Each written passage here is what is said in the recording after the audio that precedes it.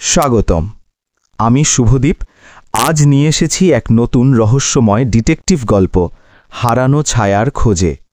এক শহরে হঠাৎ অদ্ভুত গুজব ছড়ালো, মানুষ নাকি তাদের নিজের ছায়া হারাচ্ছে। কেউ বিশ্বাস করছে, কেউ ভাবছে পাগলামি, কিন্তু সত্যিটা কি? ছায়া হারানোর পেছনে কি আছে কোনো অতিপ্রাকৃত রহস্য, নাকি এর আড়ালে লুকিয়ে আছে এক ভয়ঙ্কর ষড়যন্ত্র? আর হ্যাঁ, চ্যানেলটিকে সাবস্ক্রাইব করতে ভুল না যেন। এক্ষুনি চ্যানেলটিকে সাবস্ক্রাইব করে দিন। চলুন শুরু করি এই থ্রিলার যাত্রা, হারানো ছায়ার খোঁজে।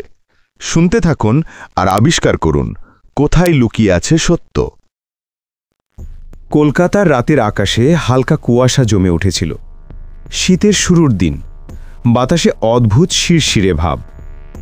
শহরের কোলাহল দিনের বেলায় যতটা ভয়ঙ্করভাবে তীব্র হয়, রাত নামলেই যেন তার বিপরীত। রাস্তার আলোগুলো লম্বা ছায়া ফেলে দেয় ফাঁকা রাস্তায়। অনেক সময় মানুষ ভাবে, এই শহরের রাতগুলো কি সত্যিই শান্ত, নাকি কেবল অন্ধকারই ঢেকে রাখে অদ্ভুত সব গোপন রহস্য?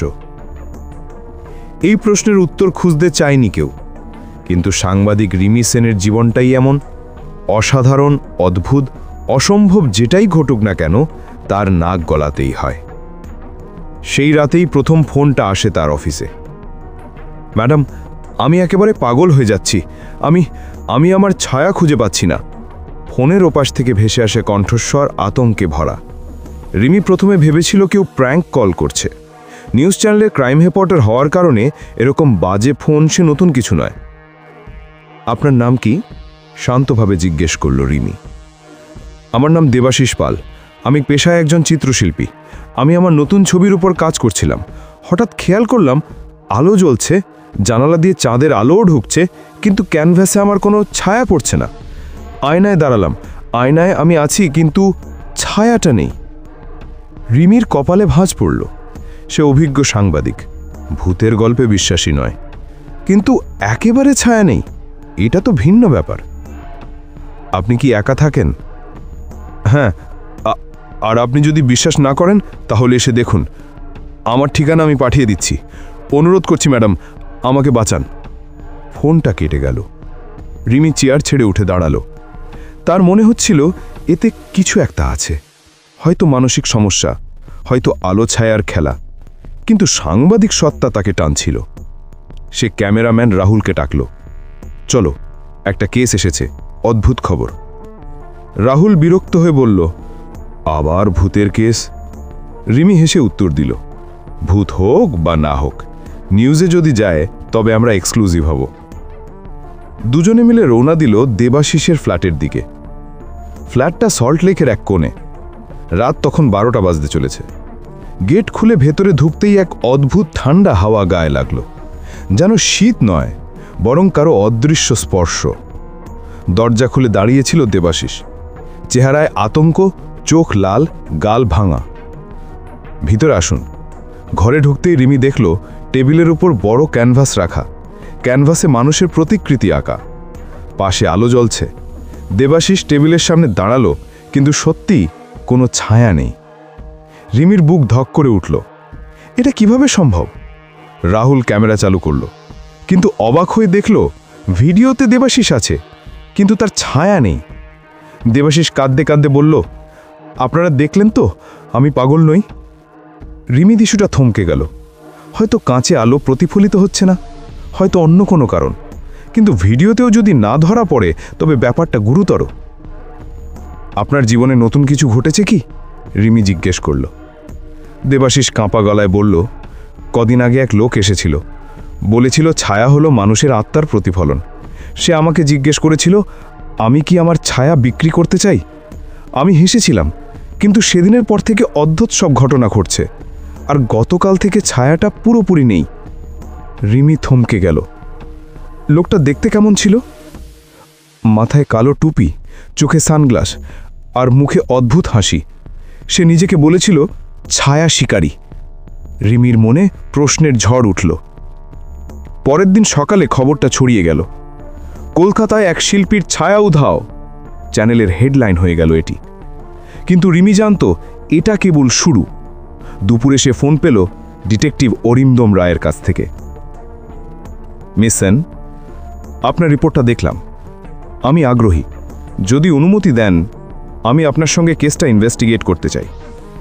রিমি একটু অবাক হলেও রাজি হলো। অরিন্দম রায় শহরের নামকরা প্রাইভেট ডিটেকটিভ। অদ্ভুত সব কেসে তার দক্ষতা কিংবদন্তির মতো। সন্ধ্যায় তারা তিনজনে আবার দেবাশিসের ফ্ল্যাটে হাজির হলো। অরিন্দম শান্ত, স্থির। দেবাশিসকে অনেক প্রশ্ন করল। প্রতিটি শব্দ, প্রতিটি ভঙ্গি খুঁটিয়ে খুঁটিয়ে দেখল। হঠাৎ সে রাহুলের ক্যামেরা হাতে নিয়ে লাইট অফ করল, তারপর আবার অন করল। তবু ছায়া নেই। অদ্ভুত, অরিন্দম বলল। এটা কেবল আলো ছায়ার খেলা নয়, এর পেছনে কোনো বৈজ্ঞানিক কৌশল আছে। তার চোখে অদ্ভুত ঝিলিক ফুটল। মিস সেন, আমার মনে হচ্ছে এই কেসটা আমরা একসাথে সমাধান করলে পুরো শহরের চোখ খুলে যাবে। রাত গভীর হচ্ছিল। দেবাশিস বারবার আতঙ্কে বলছিল, আমি কতদিন বাঁচব? যদি ছায়া না থাকে, আমি কি মানুষ আছি? অরিন্দম তাকে আশ্বস্ত করল, আপনি শান্ত থাকুন, আমরা খুঁজে বের করব সত্যি কি ঘটছে। রিমি চুপচাপ জানালার বাইরে তাকিয়েছিল। রাস্তার আলোয় লম্বা ছায়া পড়েছে, কিন্তু দেবাশিস জানালার পাশে দাঁড়িয়েও তার ছায়া নেই। তার বুকের ভেতর একটা ঠান্ডা স্রোত নেমে গেল। এ যেন কেবল একটি খবর নয়, এ যেন কোনো অশুভ খেলার শুরু। অরিন্দম রায়কে ফোন করে রিমি জানায় সে প্রথম ভিকটিমের ঠিকানা পেয়েছে। দমদমে থাকেন এক মধ্যবয়স্ক চিত্রশিল্পী, নাম অমিয় রায়। দুজনে মিলে দুপুরে তার বাড়িতে পৌঁছল। ঘর ভরা রং, তুলি, অসমাপ্ত ক্যানভাস। দরজা খুলতেই অমিয়র চোখে স্পষ্ট আতঙ্ক। আপনারা সাংবাদিক আর গোয়েন্দা, তাই তো? সন্দেহ ভরা গলায় বললেন তিনি। রিমি নরম সুরে উত্তর দেয়, হ্যাঁ, আমরা শুধু সত্যিটা জানতে চাই। আপনার অভিজ্ঞতা শেয়ার করলে হয়তো অন্যরা সাবধান হতে পারবে। অমিয় চেয়ারে বসে ধীরে ধীরে বললেন, সেদিন বিকেলে আমি সূর্যাস্তের ছবি আঁকছিলাম। আলো খুব সুন্দর পড়ছিল। হঠাৎ খেয়াল করি ক্যানভাসে যে দৃশ্য ফুটে উঠছে, সেখানে আমার ছায়া পড়ছে না। অথচ আমি তো জানালা থেকে আলো আটকাইনি। প্রথমে ভেবেছিলাম চোখের ভুল, কিন্তু যখন পিছনে ঘুরে দেখি মেঝেতেও আমার কোনো ছায়া নেই। অরিন্দম মনোযোগ দিয়ে শোনে, তারপর প্রশ্ন করে, এর আগে কি কারো সঙ্গে দেখা হয়েছিল? কোনো অচেনা লোক? অমিয় হঠাৎ চুপ করে যায়। কিছুক্ষণ পর ফিসফিস করে বলে, একজন এসেছিলেন, নিজেকে আর্ট কালেক্টর বলেছিলেন। তিনি বলেছিলেন আমার ছবিতে নাকি ছায়ার গভীরতা খুব আলাদা। এরপরই সব কিছু বদলে গেল। অরিন্দম আর রিমি চোখাচোখি করে নিল। প্রথম সূত্র পাওয়া গেল। দ্বিতীয় ভিকটিম অনিরুদ্ধ, দক্ষিণ কলকাতার এক কলেজের ছাত্র। তাকে দেখা গেল নিজের ঘরে বসে একেবারে ভেঙে পড়েছে। খাওয়া দাওয়া বন্ধ, চোখে রক্তচাপ। তুমি কি বলতে পারবে ঠিক কিভাবে বুঝলে যে ছায়া নেই? অনিরুদ্ধ কাঁপা গলায় বলল, সেদিন সন্ধ্যায় আমি বন্ধুদের সঙ্গে মাঠে ছিলাম। স্ট্রিট লাইটের নিচে দাঁড়াতেই সবাই অবাক হয়ে গেল। তাদের ছায়া লম্বা হয়ে পড়ছে, কিন্তু আমারটা একেবারেই নেই। তারা মজা করতে শুরু করলো। আমি খুব ভয় পেয়ে গেলাম। তারপর থেকে শরীর যেন হালকা লাগে। আয়নায় নিজেকে দেখতেও ভয় হয়। রিমি জানতে চাইল, তুমি কি কারো সঙ্গে দেখা করেছিলে এর আগে? অনিরুদ্ধ চোখ নামিয়ে বলল, হ্যাঁ, এক অচেনা লোক আমাকে থামিয়ে বলেছিল, তুমি কি জানো, ছায়া ছাড়া মানুষ সবচেয়ে সত্যিকারের মানুষ। তখন ভাবলাম পাগল, কিন্তু এখন। অরিন্দম টেবিলে মুঠো চাপল। একই প্যাটার্ন বারবার আসছে। তৃতীয় ভিকটিম বেহালার এক স্কুল শিক্ষিকা মাধবী। শান্ত স্নিগ্ধ স্বভাবের মহিলা, কিন্তু তাকে দেখেই বোঝা গেল মানসিকভাবে ভেঙে পড়েছেন। মাধবী জানালেন, আমি প্রতিদিন স্কুল শেষে হেঁটে ফিরি। একদিন রাস্তার মোড়ে দাঁড়ানো এক ভদ্রলোক আমাকে বললেন, আপনার ছায়াটা বড় অদ্ভুত সুন্দর।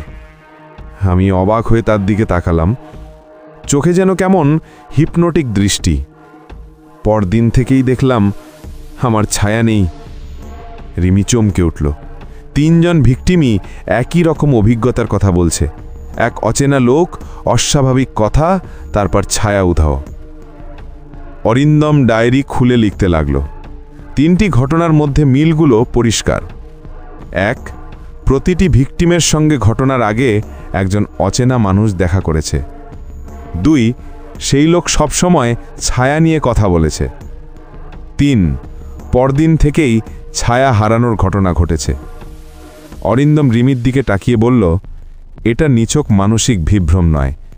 কেউ পরিকল্পনা করে মানুষের মনে আতঙ্ক ঢুকিয়ে দিচ্ছে। রিমি প্রশ্ন করল, তাহলে কি সত্যি কোনো ছায়া শিকারী আছে?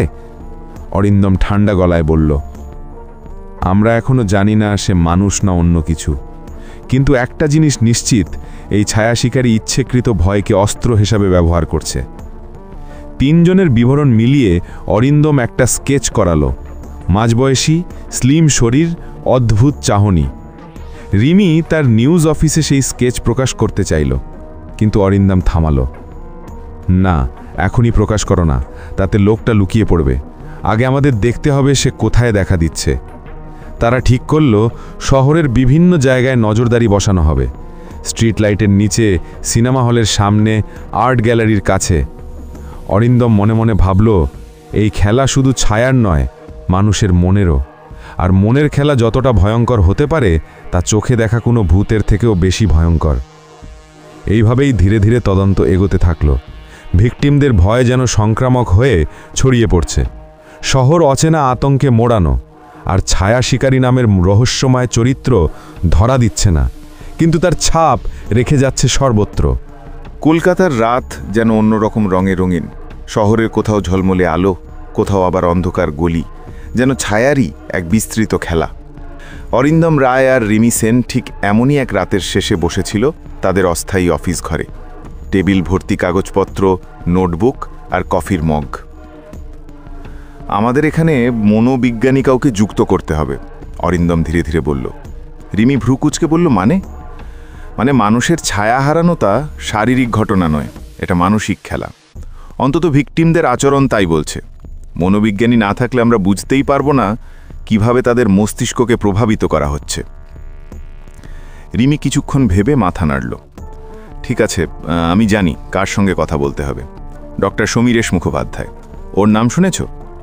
অরিন্দম একটু চুপ করে থাকল। সমীরেশ মুখোপাধ্যায় কলকাতার এক নামকরা মনোবিজ্ঞানী। Mind hypnosis, subconscious trigger, psychological manipulation, এইসব বিষয়ে ওর গবেষণা বহুল আলোচিত। পরদিন সকালে তারা পৌঁছালো পার্ক সার্কাসের কাছে সমীরেশের চেম্বারে। ভেতরে ঢুকতেই চোখে পড়ল নরম আলো, গাঢ় কাঠের ফার্নিচার, দেওয়ালে মানুষের মনের বিভিন্ন অবস্থার ছবি। সমীরেশ মুখোপাধ্যায় ছিলেন 50 ঊর্ধ্ব, সুচারু পোশাক পরা, শান্ত দৃষ্টি। তিনি নরম গলায় বললেন, আপনারা ছায়া হারানোর কেস নিয়ে এসেছেন শুনলাম, কৌতূহলী হয়েছি। রিমি পুরো ঘটনা খুলে বলল। 3 জন ভিকটিম, তাদের বর্ণনা, ছায়া শিকারীর উপস্থিতি। সমীরেশ গম্ভীরভাবে শুনলেন। তারপর বললেন, আমাদের মস্তিষ্ক এক আশ্চর্য জিনিস। সঠিক আলো, সঠিক শব্দ আর সঠিক হিপনোটিক সাজেশন দিলে মানুষ চোখের সামনে যা নেই তাও দেখতে পারে, আবার যা আছে তাও না দেখতে পারে।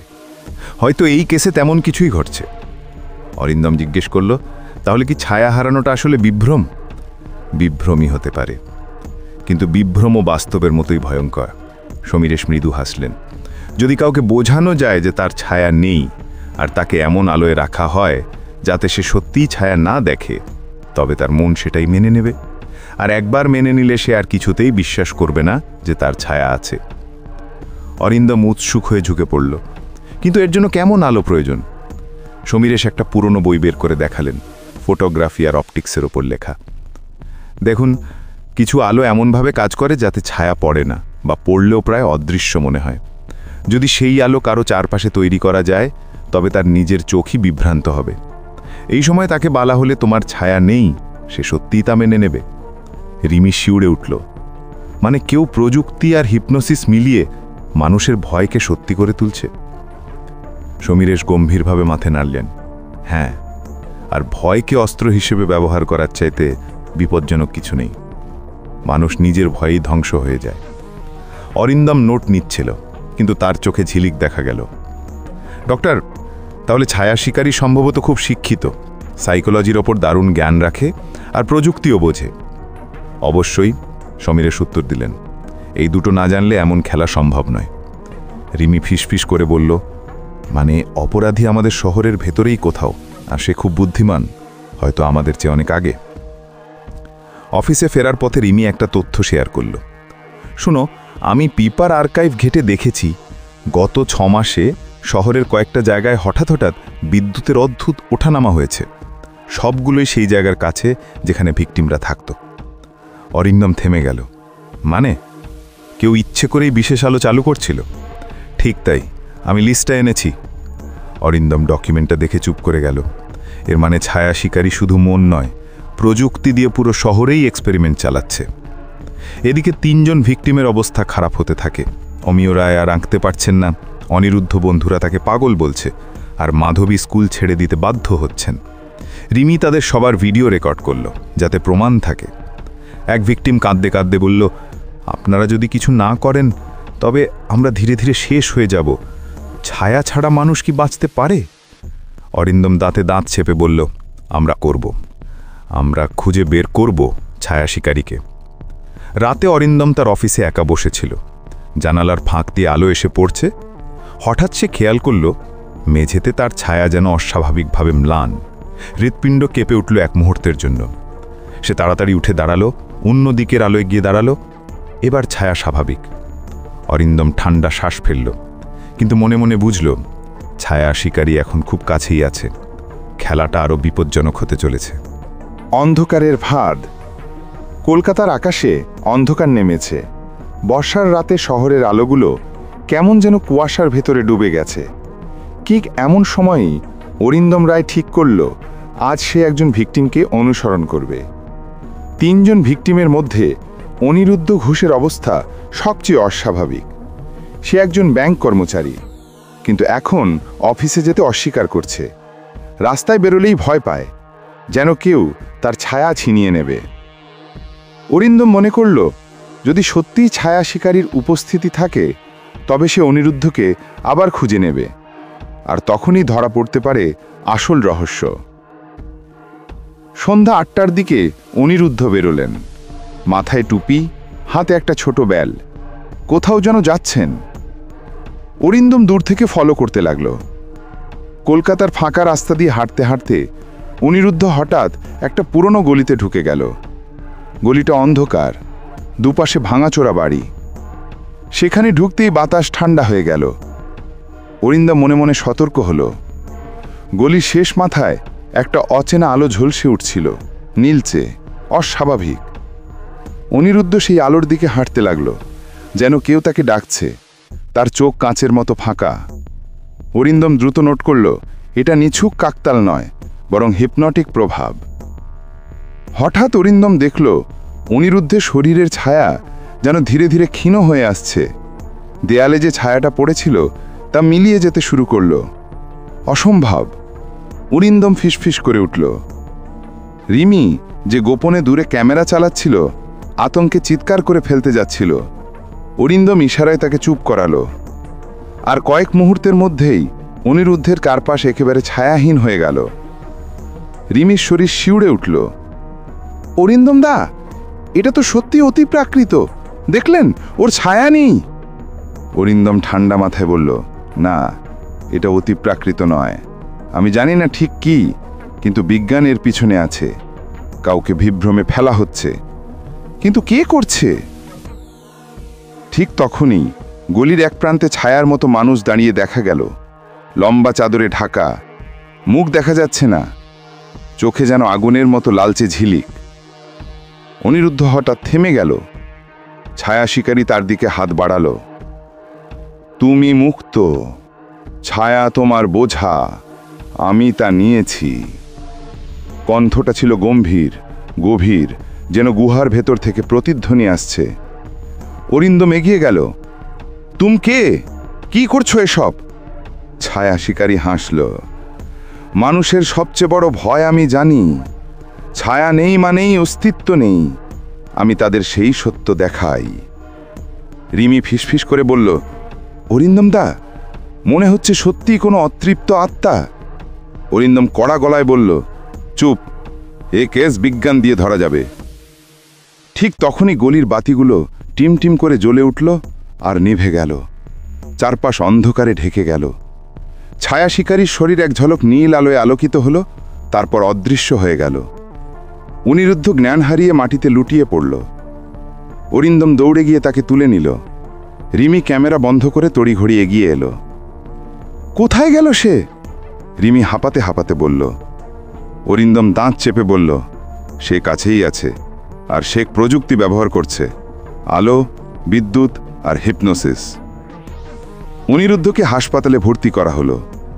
ডাক্তাররা বললেন শরীরে কোনো সমস্যা নেই, কিন্তু মানসিকভাবে সম্পূর্ণ ভেঙে পড়েছে।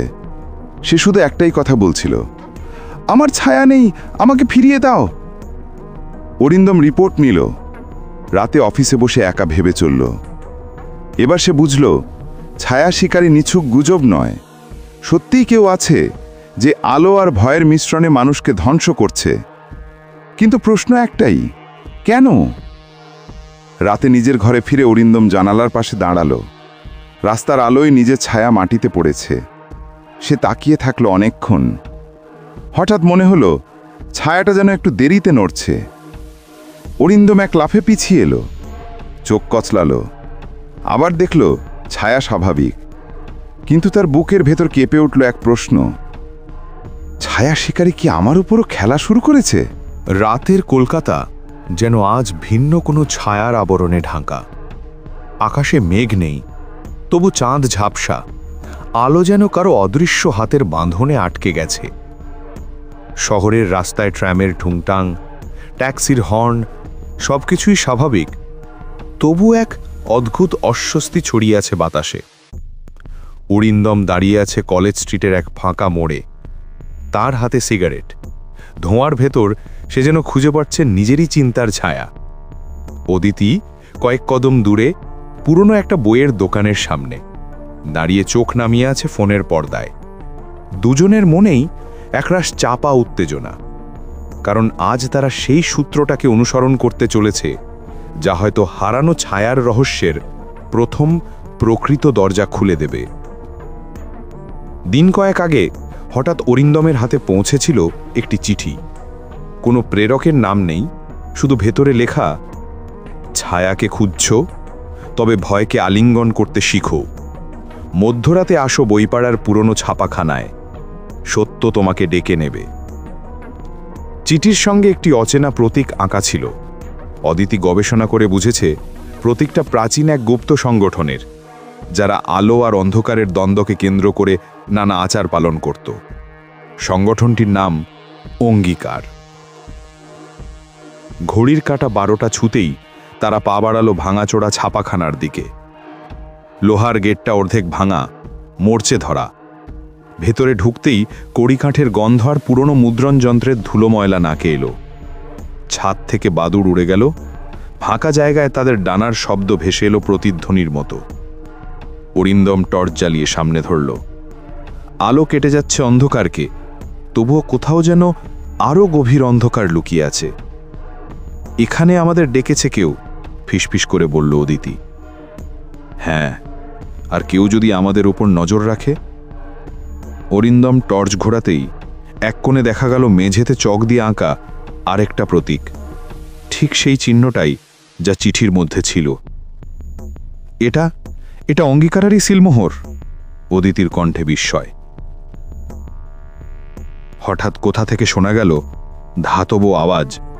মনে হলো যেন কোনো ভারী দরজা ধীরে ধীরে খুলছে। দুজনে একে অপরের চোখে তাকালো। বুক ধড়ফড় করছে, কিন্তু তারা এগিয়ে গেল সেই শব্দের দিকে।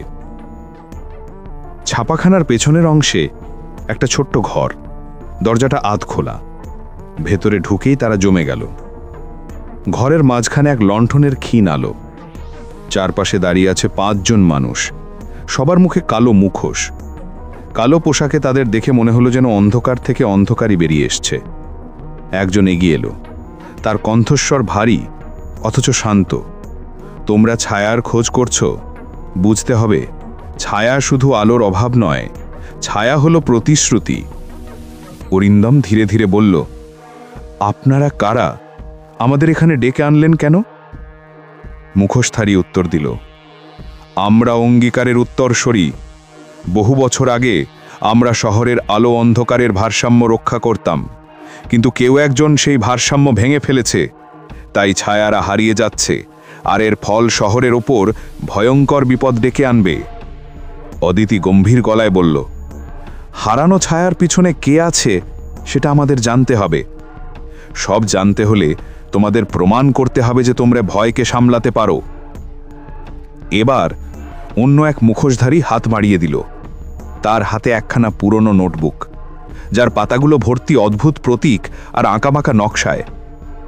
মাঝখানে লেখা কিছু বাক্য অদ্ভুত এক মিলিত ভাষায়। তারা গ্রন্থটা নিয়ে বেরিয়ে এলো ছাপাখানার থেকে। রাস্তায় ফেরার পর অরিন্দমের মনে হচ্ছিল যেন কেউ তাদের অনুসরণ করছে। মাঝে মধ্যে পেছনে তাকালে ফাঁকা রাস্তায় শুধু বাতিস্তম্ভের আলো, কিন্তু হৃদয়ে বলছে অদৃশ্য চোখ তাদের উপর রয়েছে। হোস্টেলে ফিরে এসে অদিতি নোটবুকটা খুলল। পাতায় পাতায় অদ্ভুত প্রতীক, কোনোটা মিশরীয় হায়ারোগ্লিফের মতো, আবার কোনোটা সংস্কৃতের অক্ষরের সঙ্গে মিল রয়েছে। মাঝখানে লেখা কিছু বাক্য অদ্ভুত এক মিলিত ভাষায়। অদিতি গভীর মনোযোগে পড়তে লাগল। হঠাৎ সে বলল, দেখো, এখানে লেখা, যেখানে আলো নিভে যায় সেখানে ছায়া জন্মায়, আর যেখানে ছায়া হারিয়ে যায় সেখানে মৃত্যু নেমে আসে। অরিন্দম বলল, মানে ছায়ার হারিয়ে যাওয়া আসলে একটা মৃত্যুচক্রের সঙ্গে যুক্ত? হতে পারে। আরও লেখা আছে, প্রতিটি ছায়া আসলে এক একটা আত্মার প্রতিফলন, আর যদি কেউ সেই ছায়াগুলোকে নিয়ন্ত্রণ করে তবে সে মানুষের আত্মাকেও বন্দী করতে পারে। এবার অরিন্দম বুঝল বিষয়টা কেবল কল্পকাহিনী নয়, কোনো অজানা শক্তি সত্যিই মানুষের ছায়া কেড়ে নিচ্ছে, অর্থাৎ তাদের অস্তিত্ব কেড়ে নিচ্ছে। রাত প্রায় 3টে। তারা দুজন ক্লান্ত চোখে বসে আছে। ঠিক তখনই জানালার কাঁচে ছায়ার মতো কিছু নড়ল। অদিতি চমকে উঠে টর্চ জ্বলল, কিন্তু বাইরে কেউ নেই। হঠাৎ ঘরের ভেতরে টেবিলের ওপর ছায়া পড়ল, যেন এক অদৃশ্য মানুষ দাঁড়িয়ে আছে। ধীরে ধীরে সেই ছায়া এগিয়ে এসে দেয়ালে মিলিয়ে গেল। অদিতি কেঁপে উঠল, এটা কি তবে হারানো ছায়াদেরই একটি? অরিন্দমের চোখ শক্ত। না, এটা সতর্ক বার্তা। পরদিন সকালে অরিন্দম আর অদিতি আবার ছাপাখানায় ফিরল, কিন্তু এবার সেটি সম্পূর্ণ ফাঁকা। কাল রাতের মুখোশধারীদের কোনো চিহ্ন নেই, প্রতীকও মুছে গেছে। তারা একে অপরের দিকে তাকালো। আমাদেরকে দিয়ে কেউ খেলা খেলছে, বলল অদিতি। অরিন্দম বলল, খেলা নয়, এটা পরীক্ষা। তারা দেখতে চাইছে আমরা সত্যি এই রহস্য সমাধান করতে পারি কিনা।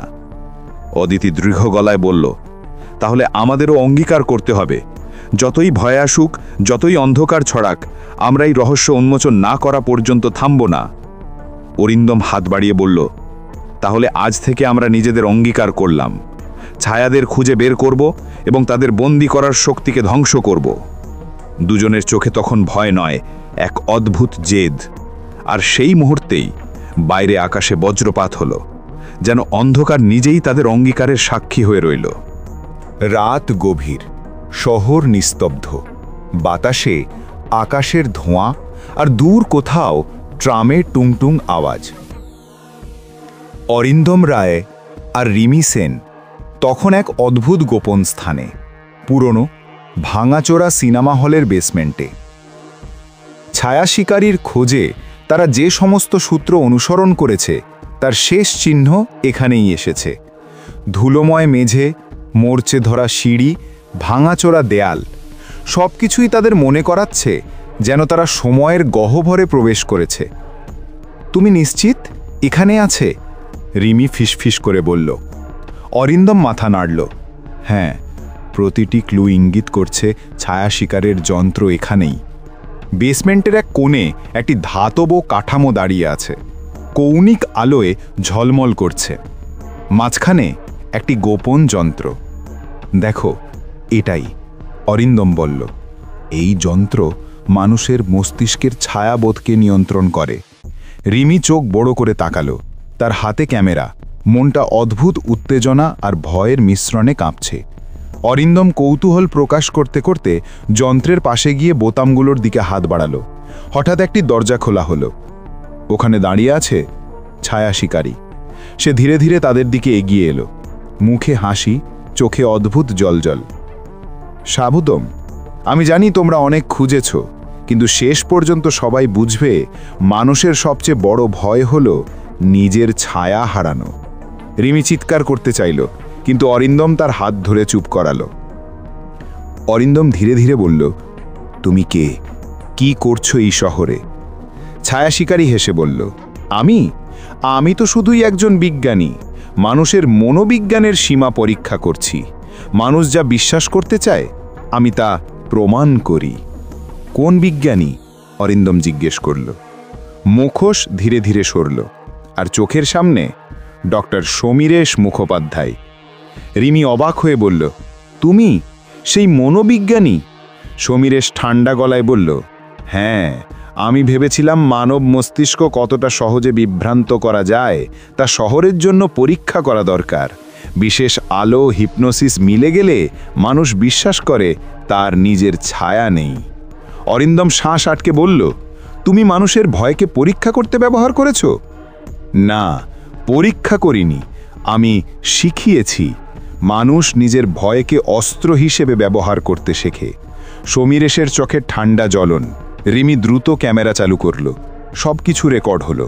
ডক্টর সমীরেশের স্বীকারোক্তি, যন্ত্র, অদ্ভুত আলো। অরিন্দম বেসমেন্টের চারপাশ লক্ষ্য করল। অনেক রঙিন লেন্স, আলো আর বৈদ্যুতিক যন্ত্র, প্রতিটি ভিকটিমের জন্য আলাদা সেটিং। এভাবে মানুষের মানসিক প্রভাব নিয়ন্ত্রণ করা সম্ভব। অরিন্দম বলল, এটাই আমাদের প্রমাণ। আদালতে আমরা এটি ব্যবহার করব। ডক্টর সমীরেশ বোঝালেন, তোমরা যা দেখেছ তা চূড়ান্ত পরীক্ষা নয়। আরও গভীর রীতিতে আমি শহরের ছায়াগুলো পুরোপুরি নিয়ন্ত্রণ করতে পারতাম, কিন্তু তোমরা এসে তা ভাঙলে। রিমি কণ্ঠ কেঁপে বলল, তুমি কারো জীবন নিয়ে খেলা করেছ, এই শহরের মানুষের। সমীরেশ শান্ত, ভয় মানুষের শক্তি। আমি শুধু পরীক্ষা করছিলাম কতটা শক্তি আছে। অরিন্দম টর্চ হাতে নিয়ে ডকুমেন্টগুলি পরীক্ষা করল। যন্ত্র, নোটবুক, ভিকটিমদের রিপোর্ট, সবই প্রমাণ। ডক্টর সমীরেশ বোঝালেন, আর কোনো পালানোর চেষ্টা নেই। অরিন্দম ও রিমি তৎক্ষণাৎ ফোন করে পুলিশ ডাকল। কয়েক মিনিটের মধ্যেই পুলিশ এসে সমীরেশকে আটক করল। ভিকটিমদের রিপোর্ট আর যন্ত্রসহ সমস্ত প্রমাণ হাতে নিয়ে পুলিশ নিশ্চিত হল এবার শহর নিরাপদ। রিমি ক্যামেরা বন্ধ করে বলল, অরিন্দম দাদা, সত্যি মানুষ কখনো ভাবতেও পারে না তার ভয়ই হতে পারে সবচেয়ে বড় অস্ত্র। অরিন্দম মাথা নেড়ে বলল, ঠিক তাই, কিন্তু আমরা সত্যি উদ্ধার করেছি আর তার ছায়া মানুষের কাছে ফিরিয়ে দিয়েছি। চাঁদটা আস্তে করে আকাশে উঠল। বেসমেন্টের ধুলোময় বাতাসে শান্তি। কিন্তু অরিন্দম জানত, এখান থেকে গল্প শেষ নয়। মানুষের ভয় যদি একবার অস্ত্র হয়ে ওঠে, তার পরিপ্রেক্ষিত আরও ভয়ঙ্কর হতে পারে। দিন শেষে শহরের আকাশ ধীরে ধীরে হালকা হলুদ ও নীলের মিশ্রণে রঙিন হতে শুরু করল। বর্ষার ঝড় আর কুয়াশা যেন শেষ হয়ে গেছে। কলকাতার রাস্তায় ট্রাম চলাচল স্বাভাবিক, মানুষের চেহারায় আবার হালকা হাসি। কিন্তু অরিন্দম রায় জানত, গত কয়েক সপ্তাহের আতঙ্ক মানুষের মনে গভীর দাগ রেখে গেছে। রিমি সেন ক্যামেরা রেখে বসে আছে ডেস্কে, হালকা কফি হাতে, কিন্তু চোখে ক্লান্তি। দুজনেই জানে আজকের দিনটা অন্যরকম। আজ তারে সেই সত্য উদ্ঘাটন করেছে যা শহরের ছায়াহীনতা, মানুষের ভয় এবং এক অদৃশ্য শক্তির রহস্যের মধ্যে দিয়ে গেছে। হাসপাতালে ভিকটিমরা ধীরে ধীরে ফিরে এসেছে। অনিরুদ্ধ ঘোষ এখন অফিসে ফিরেছে, অমিয় রায় আবার আঁকছে, আর মাধবী স্কুলে।